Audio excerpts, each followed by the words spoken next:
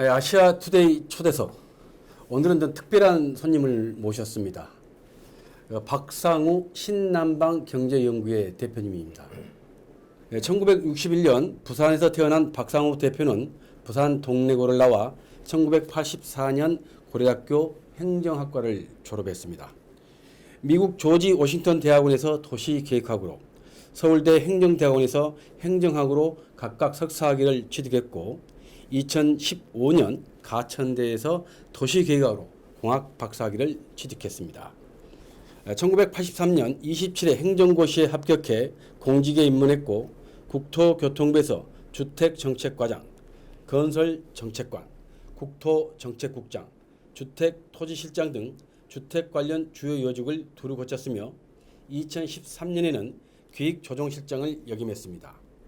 2015년 대한건설정책연구원 원장을 지냈고 2016년에는 제3대 한국토지주택공사 사장으로 임명되어 2019년 4월까지 재임하였습니다.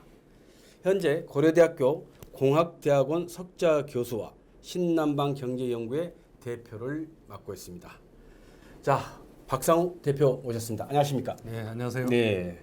자, 제가 쭉 지금 현재 걸어온 길을 한번 쭉 불러드렸는데 네.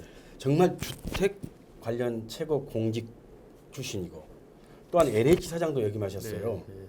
그런데 이제 신남방 경제연구회라는 어떻게 보면 다소 좀 신선하고 그 많은 대중들한테 알려지지 않는 그런 네. 포럼 같은데 이런 연구회를 만든 배경이 궁금합니다. 예, 아까 소개해 주신 대로 저는 공무원과 또 공기업 사장 등 합쳐서 모두 35년을 네. 공직자로서 살았습니다. 네. 그리고 이제 LH공 사장을 퇴임하고 흔히 말하는 인생 제2막을 이제 시작을 하면서 어떻게 하는 것이 가장 제가 그동안 해왔던 일과 가장 부합을 하고 또 국가와 봉사하는 그런 일이 될까를 고민을 한 끝에 내린 결론이 이 방법이라고 생각을 하는데요. 다들 아시겠지만 우리나라는 저출산, 또 저성장, 또 고령화라는 저희들이 겪어왔던 시대와는 다른 새로운 뉴노멀에 접어들고 있습니다. 결코 바람직하지 못한 그런 상황이라고 볼 수가 있겠는데요. 근데 이런 상황에서도 계속해서 우리나라가 지속적으로 발전해 나가기 위해서는 어떤 방법이 있을까를 생각하다가 제가 현직에 있을 때 경험해 봐야 하면 베트남, 인도네시아 등을 비롯한 동남아시아 국가들이 지금 새로운 그 신성장 동력으로 전 세계 경제에 주목을 받고 있습니다. 그래서 이런 나라의 이 솟구치는 새로운 성장 힘을 우리나라와 잘 접목을 하면 우리나라가 비록 저성장의 요노활에 있지만 그런 나라들하고 교류를 잘 하면 우리나라도 계속해서 이웃 나라의 또 성장의 이 힘을 빌려서 또 이용해서 계속해서 좀 좋은 결과를 만들 수 있겠다라고 생각을 하고 그쪽 지역에 대한 연구와 또 여러 가지 사업을 수행하는 연구 조직을 만들었습니다. 네. 이 연구 조직에는 여러분들이 참여하고 계시는데요. 네. 동남아 국가 이렇게 이제 많이 이야기했는데 또 신남방이라는 새로운 어떤 또 고유 명사 같은 그런 이름을 붙이면서 신남방 경제연구회라고 했습니다. 이거 한국 기업들이 관심을 굉장히 많이 가질 것 같은데 네. 이 부분에 투자할 수 있는 곳이 굉장히 많죠. 신남방이라는 단어는 제가 만든 단어가 아니고요. 네. 사실은 이제 이 문재인 대통령 정부의 네. 주요한 외교 정책의 브랜드입니다. 흔히 우리 말하는 4강 외교, 미, 중, 일, 러시아를 제외한 그 다음에 이제 전 세계적으로 중요한 지역이 신남방 지역이다. 우리가 흔히 아는 아세안 10개 나라와 인도를 합쳐서 신남방이라고 정의를 하고 우리나라 외교의 역량을 결집시키고 있는 그런 지역입니다. 아시다시피 이제 인도를 포함하면 이 지역의 인구가 20억 명이 그렇죠. 넘고요. 인도를 제외한다고 하더라도 아세안 10개국에도 6억 5천, 7억에 가까운 인구를 가지고 있는 거대한 시장이고 또 이들 나라가 최근에 나라마다 사정은 조금씩 다릅니다만 평균 6% 정도의 경제 성장을 꾸준히 이어가고 있습니다. 아주 고성장이네요. 예, 마치 우리나라가 70년대, 80년대 했던 것 같은 그런 경제성을 꾸준히 이어가고 있기 때문에 우리나라의 수출 시장으로서도 굉장히 중요하고요. 예를 들면 베트남은 여러분들 어떻게 생각할지 모르지만 우리나라가 수출 제일 많이 한 나라가 중국이고 네.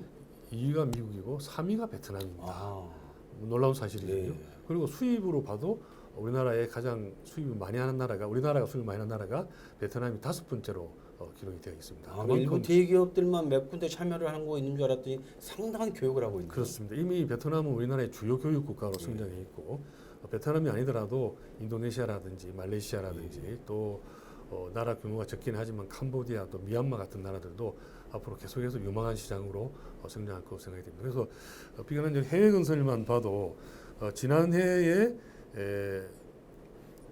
총 83억 불을 수주했는데요.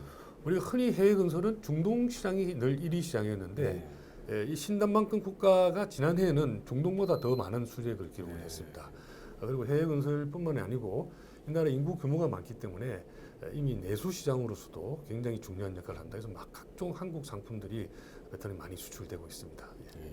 한류 열풍과 더불어서 이 경제적인 투자와 앞으로 교육 확대가 굉장히 기대되는 이제 이런 부분인데 이제 이렇게 되면 이제 아까 말씀하셨지만 이제 정부도 거기에 대한 관심을 갖고 있고 또 관련 공기업들도 좀 관심을 갖고 있는데 이렇게 이제 우리 특히 건설업체들 같은 경우는 해외에서 이제 먹거리를 찾아야 되겠다 이제 이렇게 좀 생각하고 있는데 이제 신남방 국가하면 또 이런 부분에 또 리스크도 이제 전혀 생각하지 않을 수 없습니다. 이런 건 없을까요? 글로벌 비즈니스를 하다 보면 우리가 이제 흔히 생각할 때 모든 나라가 우리나라와 같은 법률과 제도의 안정성 또 정치와 행정의 투명성 같은 것을 가지고 있을 것이라고 생각하는 막상 해외 시장 문을 두드려 보면 그렇지 않은 나라가 훨씬 더 많습니다. 이 신남방 국가들도 싱가포르를 제외하면 나머지 국가들은 아직도 정치적인 투명성이라든지 행정의 효율성이라든지 또 기업하기 좋은 기업 환경이라든지 이런 측면에서 우리나라와 비교해서 굉장히 열악한 상태에 있습니다. 예를 들면 인허가 과정이 불투명해서 인허가를 신청했는데 언제 인허가가 나올지 모른다든지 또 정치가 이 정부의 입장이 수시로 바뀐다든지 하는 그런 간초 리스크가 상당히 많이 있습니다. 일례로 지난 금년 초에 월드뱅크에서 조사한 자료를 보면 각 나라별로 기업 환경 세부 평가 지표라는 것이 있습니다. 그 나라에 들어가서 기업을 할 때 어느 정도로 기업을 하기가 좋은 환경이지 하는 그런 지표를 매겼는데요. 다행히 이제 우리나라는 5위를 차지를 했는데요. 일본은 29위입니다. 일본이 우리보다 훨씬 못하죠. 그러니까 우리나라 일본보다 훨씬 더 월드뱅크가 평가하기는 기업하기 좋은 나라라고 평가가 되어 있는데 동남아시아 국가들은 인도가 63위, 베트남이 70위, 인도네시아는 73위, 아직도 하위권에 머물러 있습니다. 그래서 아주 이 성장 가능성도 높고 현재 아주 고도 성장을 하고 있어서 기회가 많은 것은 틀림이 없지만 여러 가지 리스크들이 존재하고 있다. 특히 정부와 행정의 불투명성 이런 것들이 우리 기업들이 조심해서 대비해야 될 가장 중요한 그런 사항들이 아닌가 생각합니다. 그럼 이제 그런 리스크를 이제 줄이려면 지금 우리 대표님이 운영하고 계시는 신남방 경제연구회 이런 부분에 대해서도 굉장히 그 어떠한 전문성을 갖고 있기 때문에 리스크를 줄이는데 상당히 역할을 할 수 있을 것 같아요. 지금 여기 보이는 게 신남방 도시경제연구라는 이제 이게 웹진 같은데 이게 지금 이제 대표님이 취임하시고 여러 이제 관련한 관심 있는 분들한테 이제 보내드렸는데 이 웹진이 굉장히 그 신선함을 주고 있어요. 또 필진도 보니까 국내 전문성을 갖추고 또 다양성도 함께 공유하고 있다. 이제 이렇게 생겼는데 이 부분에 대해서 좀 설명을 좀 해주시죠. 이 웹진은 우리가 이제 동남아 지역이나 이런 나라에 대한 자료들이 뭐 적지 않게 있습니다. 주로 이제 대외경제연구원이라든지 또 코트라 뭐 같은 기관에서 나온 자료들이 있고요. 근데 대부분 이 무역이라든지 거시경제라든지 예를 들면 환율이라든지 뭐 수출 뭐 이런 또 그 나라의 주식시장 또 상품 교육에 관한 사항들이 대부분이고요. 저희가 관심을 가지고 있는 그 나라의 도시 또 도시 개발 또 부동산 투자 또 인프라 개발 같은 이런 건설 부동산 부분에 대한 자료들은 많지가 않습니다. 그래서 저희들은 건설 부동산 도시 쪽에 초점을 맞추고 있고요. 우리나라의 이 분야에 관심을 가지고 있는 대학 교수님이라든지 또 변호사 또 감정평가사와 같은 전문직에 있는 분들이 대거 참여하고 계시고 현지에서도 대학 교수라든지 그 나라의 공무원이라든지 이런 분들이 많이 참여하고 계십니다. 베트남 현직 그 고위 공직자들도 이 웹진의 필진으로도 참석하고 계신다 그 말씀이시죠? 교수님들, 거기 전문가들 또 그 나라의 공무원들 이런 분들이 이 필진을 참여하고 계시고 이런 필진으로 이제 글을 써주는 것도 중요하고요. 우리나라에서 쉽게 구할 수 없는 그 나라의 도시개발이라든지 이런 쪽에 관한 자료를 저희 제공해준과 동시에 그쪽에서 글을 써주시는 분들이 또 저희의 튼튼한 현지 네트워크가 됩니다. 그렇군요. 그래서 이제 저희가 궁극적으로는 이 웹진 발간에 그치지 않고 우리나라의 기업이라든지 또 우리나라의 공기업 또 개인들이 이들 나라에 진출을 해서 투자도 하고 비즈니스도 하고 또 교육도 하고 하는 것들을 도와주는 것을 목표로 삼고 있는데 글을 써주시는 분들이 그쪽에 또 나름 또 한 분 한 분이 다 큰 네트워크를 가지고 있지 않겠습니까? 그런 네트워크를 활용해서 우리 기업들이 또 이 나라의 개인들이 이들 나라에 진출할 수 있는 그런 중요한 네트워크를 만들어 드리는 그런 기능을 수행할 것 같습니다. 보통 이제 이게 공기업과 코트라 산자부가 운영하는 코트라 같은 그런 무역적인 부분이 있다면 네. 신남방 경제는 그 나라의 도시 어떤 계획과 앞으로 비전을 어떤 그 솔루션을 줄 수 있는 그러한 그래서 이제 웹진 이름도 예. 신남방 도시경제연구라고 예. 전문성을 좀 강조를 했고요. 그래서 예. 이제 쭉 저기 이제 지금 8호째 발행을 하고 있는데 이 나라의 이제 주요한 개발 계획들 같은 예. 것을 많이 소개하고 있습니다. 예를 들면 베트남의 푸꾸기라는 섬이 있습니다. 제일 남쪽에 있는 섬인데 그 섬을 베트남 그 주 정부가 그 푸꾸기 속해 있는 주 정부가 마치 싱가포르 같은 그 도시로 발전시키기 위해서 행정 체제도 개편하고 뭐 여러 가지 개발 계획도 새로 수립하고 하는 내용들을 저희가 소개시켜 드리고 있거든요. 뭐 그런 것들은 한국에서 쉽게 볼 수 없는 자료들이고 뭐 그런 것들이 소개되면서 그 나라의 개발 계획들이 한국에 소개가 되면서 한국 사람들이 또 관심을 가지고 또 그쪽에 접근도 할 수 있고 또 그쪽에 필요하면 뭐 공무원들이라든지 또 그쪽 기업가들을 연결시켜주는 그런 역할들을 수행할 것입니다.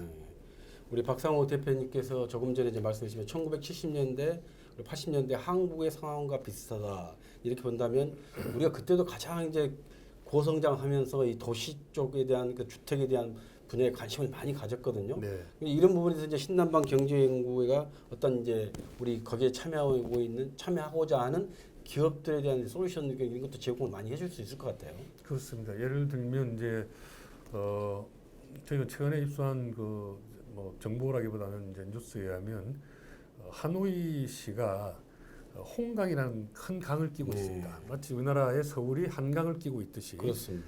하노이가 이제 한자로 쓰면 하내, 하천 하자의 안쪽 예자서 하내인데 그쪽 발음으로 하노이라고 발음하는 것이거든요. 그러니까 홍강이라는 큰 강을 끼고 있는데 그 강 주변이 개발이 안 돼 있어요. 정비가 안 돼 있어요.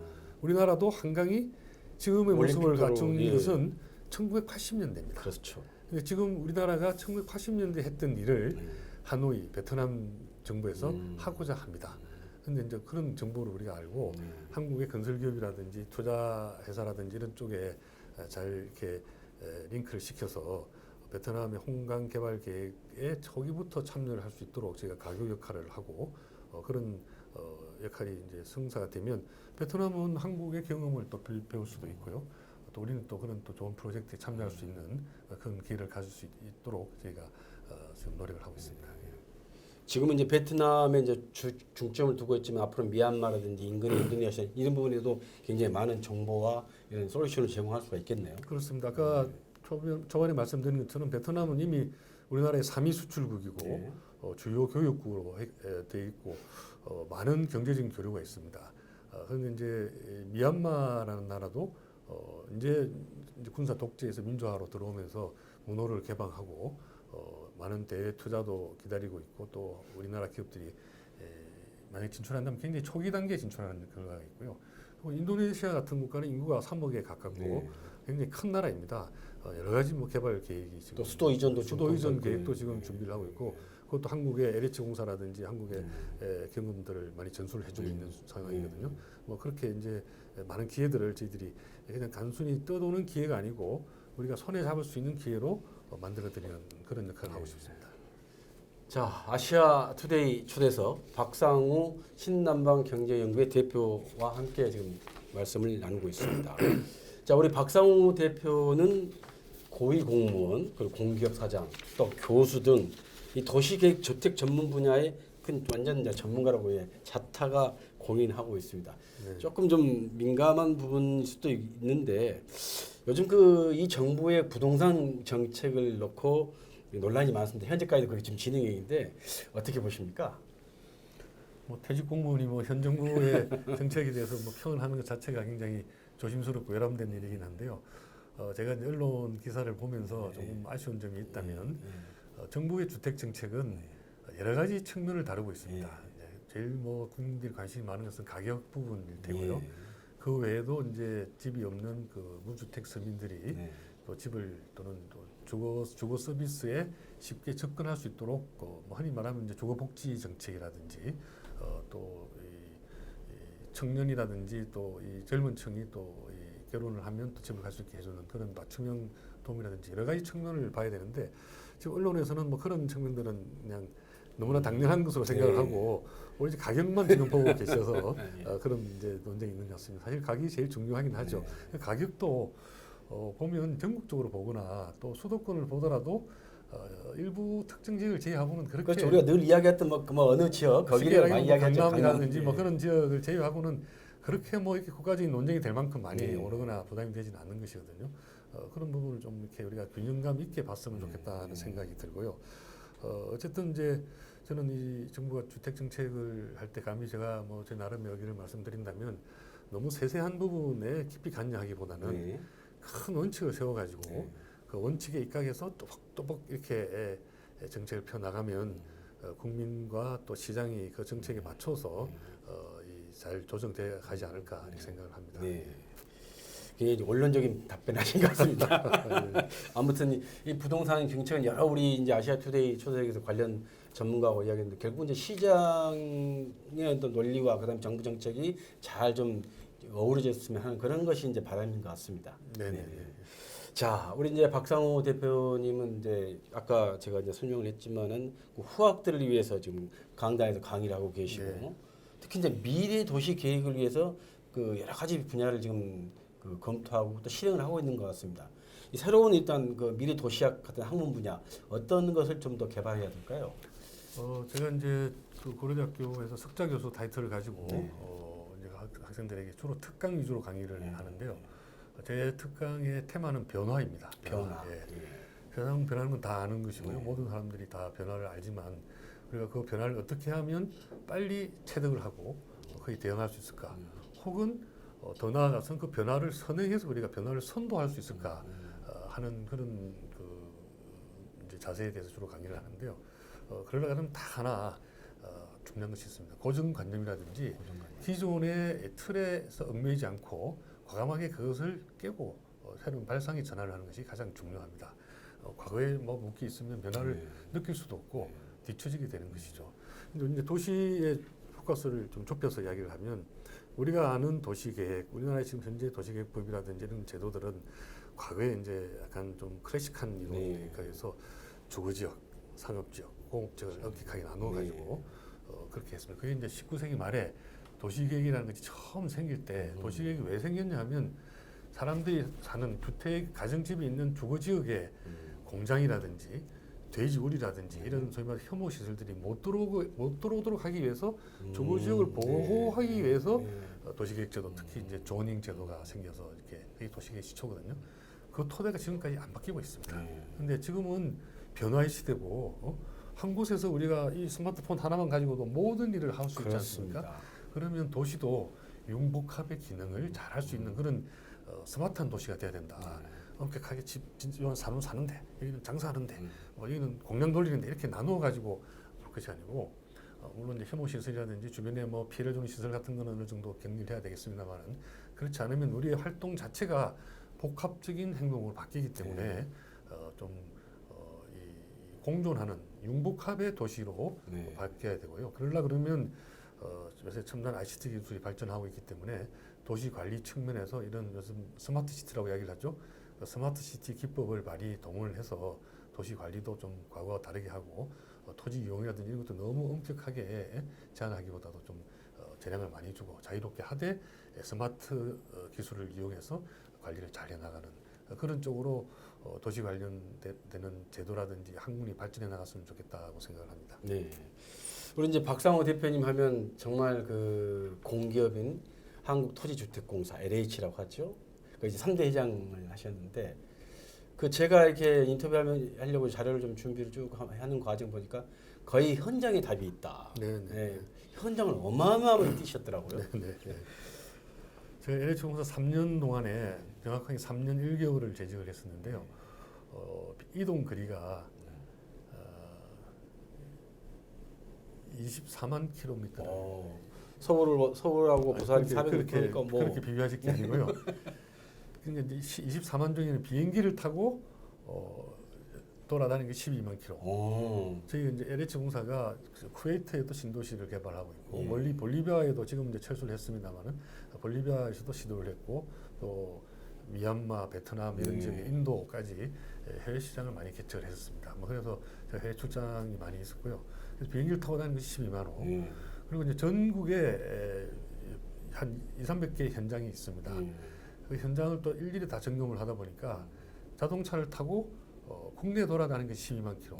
12만 킬로, 국내에 돌아다니는 12만 킬로만 이야기를 해도 지구 한 바퀴가 몇 킬로인지 아세요? 지구 한 바퀴가 4만 킬로입니다.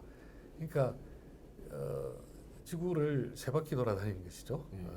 뭐 그렇게 이동 거리를 많이 하고 다녔던 기억이 있습니다. 근데 이번에 보니까 또 LH의 새로운 어떤 브랜드 안단테 네네네. 예. 그것도 또 만드셨더라고요. 뭐 그때 이제 생각들 해서 했는데 지금 이제 뭐 론칭이 되는 것 같습니다만은 이제 무슨 말씀이냐면 공공주택이라고 해서 국민들 일반적으로 품질이 낮을 것이다라는 선입관이 있습니다. 근데 공공주택은 여러 가지 장점이 있습니다. 이게 정부가 지원을 해주기 때문에 비교적 저렴한 가격으로 들어갈 수가 있고 또 오래 살 수가 있습니다.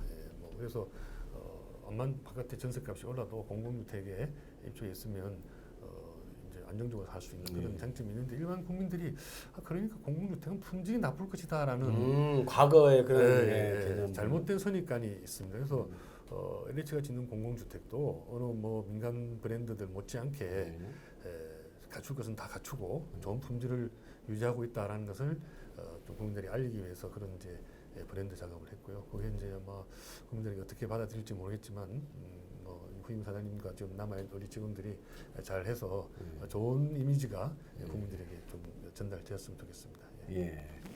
자 이렇게 이제 말씀 나누다 보니까 어느 정도 이제 인사를 드릴 시간이 된 것 같습니다. 마지막 우리 아시아 투데이 초대석 우리 그 시청자분께 한번 인사 말씀 좀 정리해서 좀 해주시기 바랍니다. 여러분 안녕하세요. 신남방 경제연구회 대표로 있는 박상우입니다. 오늘 만나 뵙게 돼서 반갑고요.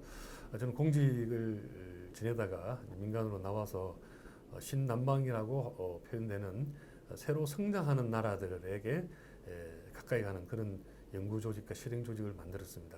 아시다시피 우리나라는 해외에 나가서 돈을 벌어와서 성장하고 지금 그 경제가 유지되고 있는 나라입니다. 그래서 우리나라의 성장에 또 미래 발전의 답은 해외에 있습니다. 그래서 해외 중에서도 우리 비교적 가깝고 또 지금 아주 활기차게 성장하고 있는 이런 동남아시아나 인도 같은 신남방 국가들에게 국민들께서도 관심을 가지시고 다방면으로 또 저희와 같이 한번 진출해 나간다면 국가와 또 우리 개인들에게도 다 같이 좋은 결과가 있을 것으로 생각합니다. 많이 후원해 주시길 바랍니다. 감사합니다. 네, 감사합니다.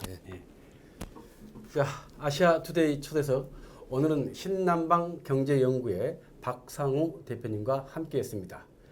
자, 추석이 곧 다가옵니다. 또 가을입니다. 코로나19로 많은 국민들이 생각이 많으십니다. 아무쪼록 건강 잘 챙기시고 추석 잘 보내시길 부탁드리겠습니다. 감사합니다.